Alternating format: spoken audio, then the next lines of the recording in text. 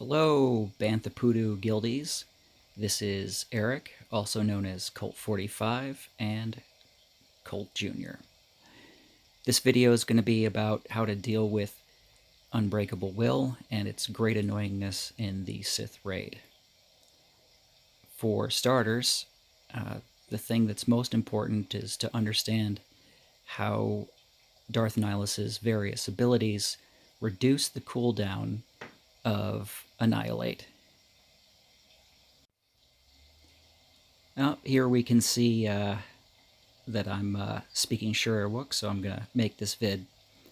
Now, the team here I have is my alt team, Colt Jr., and the most important thing to avoid getting annihilated and using the timing on Unbreakable Will is to understand that his first two abilities, his basic and Drain Force, causes the cooldown on Annihilate to be reduced.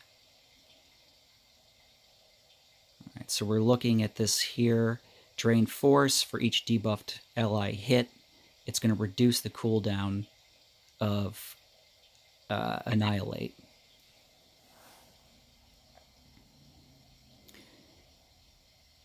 A little bit of a pause here, I guess.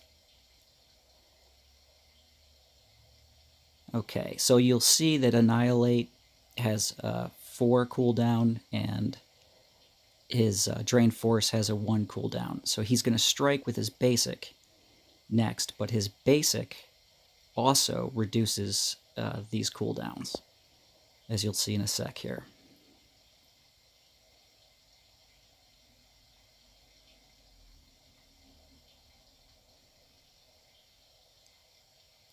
Alright, so he struck twice with his basic. It reduced the cooldown of Annihilate by 1, and it reduced the cooldown of Drain Force. He's going to use Drain Force, and it's going to hit all of those debuffed allies for a reduced cooldown on Annihilate. See that there's 3 of them. So when he hits those, he's going to reduce the cooldown to Annihilate. So that's why I put Unbreakable Will on Maul there. Okay, now it's reset. Of course, you have the difficulty still of trying to heal up Maul.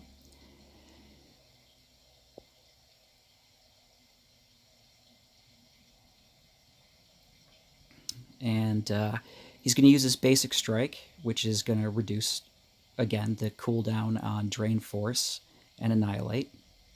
See that? It went down to 2 and 5. Now I'm killing this guy to get Unbreakable Will.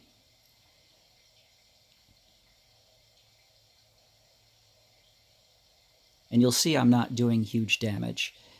Mostly this vid is designed to really just illustrate the mechanics behind Unbreakable Will and Darth Nihilus. So again, you see that his cooldown is reduced when he attacks with his basic.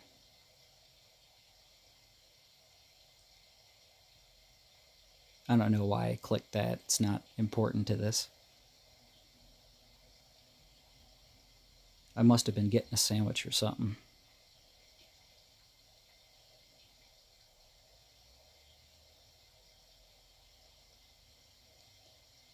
All right.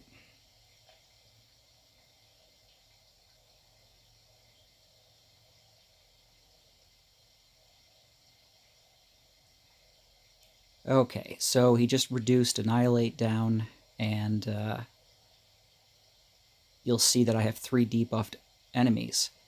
When he strikes with Drain Force, that's going to reduce Annihilate down to 0, and he will immediately attack with Annihilate. So I'm going to throw up Unbreakable Will on Savage,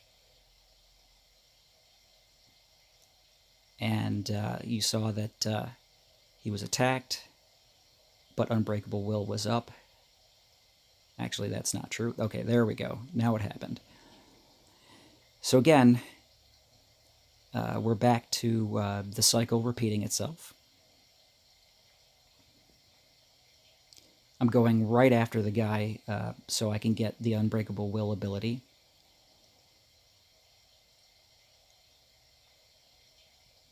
And again, it's looking like I'm going to have 2 debuffed enemies, or 2 debuffed tunes on my side.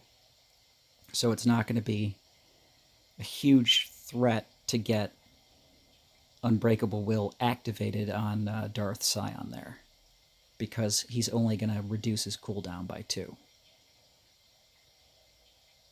Reduce his cooldown on Annihilate, that is.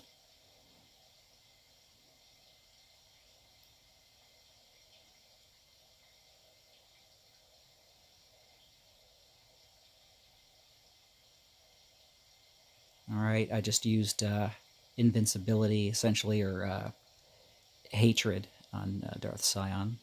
Great ability. Alright, now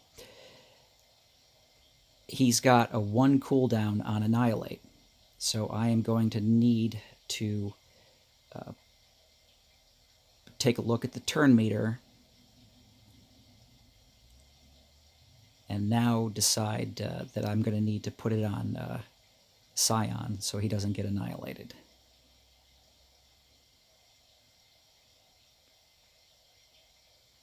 Click anytime now. There we go. Okay, again, avoided. You'll see that manipulation of Unbreakable Will and the understanding of when Annihilate's going to happen because of the cooldown reductions has allowed this level 70 group here of tunes, poorly modded and everything else, survive through the end of the Enraged period.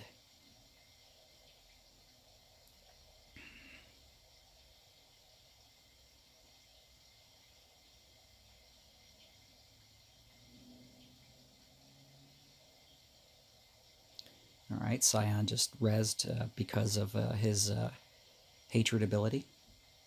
Okay, we are now in the Enraged phase, but still picking up a little bit.